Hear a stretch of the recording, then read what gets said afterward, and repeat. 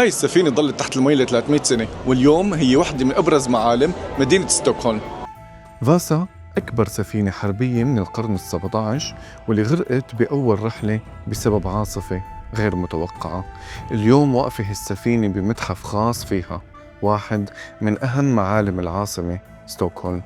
بيتألف المبنى من 7 طوابق مفتوحة على السفينة من كل الجهات، وهيك الزوار بيكتشفوا حجمها الحقيقي ودقة التفاصيل من تماثيل وزخارف خشبية منحوتة بمنتهى الإتقان. بيقدم المتحف أنشطة تفاعلية للكبار والصغار.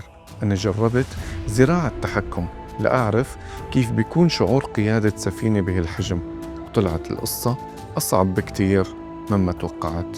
أما القسم الأجمل بالمتحف بالنسبة إلي كان صالات عرض الأفلام القصيرة والمشاهد البصرية، رحلة بتاخدك بالزمن لورا وبتعيشك لحظة غرق السفينة وكيف طلعوها من تحت المي بعد أكثر من 300 سنة.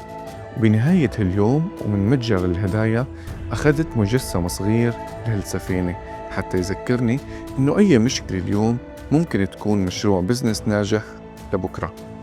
وأنتو شو رأيكم؟